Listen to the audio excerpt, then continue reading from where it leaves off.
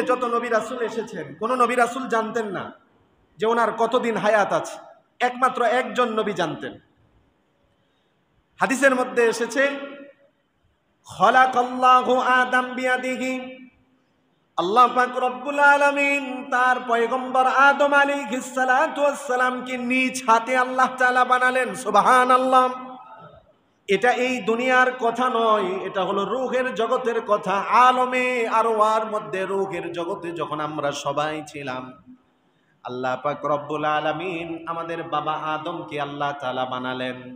আদম আলাইহিস সালাতু ওয়াস সালামকে সৃষ্টি করার পরে ওয়ানাফাখা ফীহি মির রূহিহি, আল্লাহ তাআলা বাবা আদমের মধ্যে রূহ সঞ্চার করে দিলেন। রূহ সঞ্চার করে দেওয়ার পরে যখন আদম আলাইহিস সালাতু ওয়াস সালাম যখন হুঁশে আসলেন, আল্লাহ পাক রব্বুল আলামিন আদম আলাইহিস সালাতু ওয়াস সালামের পৃষ্ঠে দেখে কুদরতি হাত রাখলেন। পৃষ্ঠে দেখে কুদরতি হাত রাখার পরে কিয়ামত পর্যন্ত যত আদম সন্তান দুনিয়াতে আসবে, রূহের জগতে সমস্ত আদমদের রূহগুলো, আদম সন্তানের রূহগুলো আল্লাহ বাবা আদমের সামনে জমা করলেন। আমিও ছিলাম, আপনারা সবাই ছিলেন সেই জায়গার মধ্যে। আমাদের রূহটা বাবা আদমের পৃষ্ঠদেশ থেকে বের করে ওনার সামনে রাখা হয়েছে। আমরা সবাই ছিলাম সেখানে। তবে আশ্চর্যের বিষয় হলো, বাবা আদমের ডান পাশে কিছু রূহ রাখা হয়েছে, বাম পাশে কিছু রূহ রাখা হয়েছে। আমরা যারা বাবা আদমের ডান পাশে ছিলাম তাদেরকে দেখতে বড় সুন্দর দেখাচ্ছিল। বাবা আদমের বাম পাশে যেই রূহগুলো ছিল সেগুলো দেখতে বড় কালো কুৎসি মনে হচ্ছিল। বাবা আদমকে বলা হলো, ও আদম, এই যে তোমার পৃথিবীতে কিয়ামত পর্যন্ত যত সন্তান আসবে, যারা ভালো হবে, নেককার হবে, এগুলো ডান পাশে যারা আছে এগুলো তোমার সেই সন্তান। আর যারা বদকার হবে, যারা গুনাহগার হবে, পাপিষ্ঠ হবে, বাম পাশে এরা হলো তোমার সেই সন্তান। বাবা তো সব সন্তানের প্রতি বাবার মোহাব্বত আর ভালোবাসা আছে। বাবা ডান দিকে তাকিয়ে সন্তানগুলোকে দেখে বড় হাসে, বড় আনন্দিত হয়। বাম দিকে তাকিয়ে সন্তানগুলোকে দেখে বড় কান্না করে। এরাও তো আমার সন্তান, এরাও তো আমার সন্তান, এরা জান্নাতি হবে, এরা জাহান্নামী হবে, এটা বাবা সহ্য করতে পারে না। এক পর্যায়ে যারা ডান দিকে আছে, দেখতে দেখতে দেখলেন সবচেয়ে সুন্দর দেখা যায় একটা রূপ। আল্লাহ তাআলাকে বাবা আদম প্রশ্ন করলেন, আল্লাহ, এই যে এত সুন্দর দেখা যায় তার এই রূপটা এটা কে? আল্লাহ তাআলা জানিয়ে দিলেন, ইবনুকা দাউদ। ও আদম, এই যে সুন্দর দেখা যাচ্ছে সে হলো আপনার পৃথিবীতে আগমন করবে আপনার একজন সন্তান, তার নাম হবে দাউদ। আল্লাহ জানিয়ে দিলেন তাকেও আমি পয়গম্বর হিসেবে দুনিয়াতে পাঠাবো। আপনার সন্তান দাউদের কণ্ঠ সবচেয়ে সুললিত সুমিষ্ট কণ্ঠ হবে।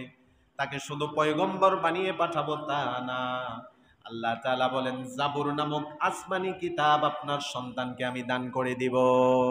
সুবহানাল্লাহ। এত সুন্দর রূহ আমার সন্তানের, আমার এই সন্তান দুনিয়াতে নবী হবে, তার উপর আপনি কিতাব নাজিল করবেন। আসমানি 4টা কিতাবের যে বড় একটা কিতাব জাবুর, এই জাবুর দাউদ আলাইহিস সালামের উপর অবতীর্ণ করা হয়েছে। রূহের জগতের ঘটনা আমি হাদিস থেকে বলতেছি। এবার আদম আলাইহিস সালাতু ওয়াস সালাম প্রশ্ন করলেন, ও আল্লাহ, কাম উমরুহু, আমার এই সন্তানের বয়স কত বছর হবে দুনিয়াতে? আল্লাহ তাআলা জানিয়ে দিলেন, আপনার সন্তানের বয়স দুনিয়াতে সে যাবে তার বয়স হবে 60 সানা, 60 বছর। বাবা আদম বড় কষ্ট পেলেন, বড় চিন্তিত হয়ে গেলেন। আমার এই সন্তান দুনিয়াতে যাবে মাত্র 60 বছর তার বয়স হবে, এত অল্প বছর বয়স হবে। আল্লাহ তাআলার কাছে আবেদন করলেন, আল্লাহ জিদুহু, তার বয়সটা কিছু বাড়িয়ে দেওয়া যায় না? আল্লাহর পক্ষ থেকে বলা হলো, না না, জাফফাল কালাম, যেগুলো লেখা হয়েছে কলম শুকিয়ে, কালি শুকিয়ে গিয়েছে, কলম উঠিয়ে নেওয়া হয়েছে, যার যতটুকু বয়স হায়াত সেটা লেখা হয়ে গিয়েছে, এটার মধ্যে আর কোনো পরিবর্তন ঘটবে না। এবার বাবা বলল, আল্লাহ, আমার বয়স আপনি দুনিয়াতে কত বছর দান করবেন? আল্লাহ তাআলার পক্ষ থেকে বলা হলো, উমরুকা আলফু সানা, আদম আপনি দুনিয়াতে 1000 বছর যা বাঁচতে পারবেন।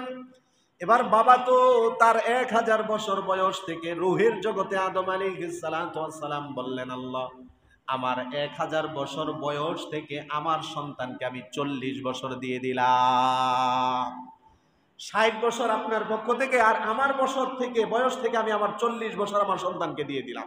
রুহুর জগতের এই ঘটনা। তো আদম আলাইহিস সালাম 1000 বছর বয়স থেকে যদি 40 বছর দিয়ে দেয়, তাহলে এখন আর কত আছে? 960। দুনিয়াতে আসলেন, লম্বা ঘটনা। দুনিয়াতে আসার পরে 960 বছর যখন অতিক্রম করলেন, ঠিক এই মুহূর্তে মালাকুল মউত আজরাইল ওনার সামনে আসলেন। আসার পরে সালাম দিয়ে বললেন, পয়গম্বর, আমি এসেছি আপনার রূহ কবজা করার জন্য, জান নেওয়ার জন্য।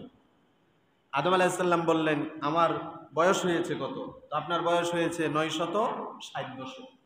তো আল্লাহ তো আমাকে জানিয়েছিল আমার বয়স 1000 বছর, তো এখনো তো 40 বাকি আছে। এবার মালাকুল মউত স্মরণ করিয়ে দিল, রূহের জগতের কথা স্মরণ নেই আপনার? আপনি আপনার 1000 বছর বয়স থেকে 40 বছর আপনার সন্তান দাউদকে যে দিয়ে দিয়েছিলেন।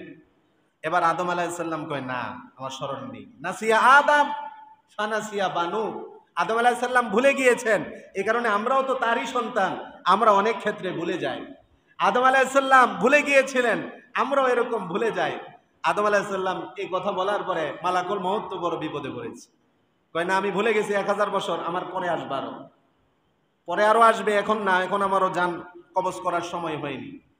মালাকুল মউত গেলেন আল্লাহর কাছে, আল্লাহ, আপনার পয়গম্বর আদম তো এই কথা বলতেছে, সে যে দিয়ে দিয়েছিল 40 বছর, সে তো এখন স্মরণ নাই তার, সে ভুলে গেছে বলতেছে। আল্লাহ তাআলার পক্ষ থেকে বলা হলো, ঠিক আছে, আমার আদমকে আরো 40 বছর বাড়িয়ে দাও। সুবহান।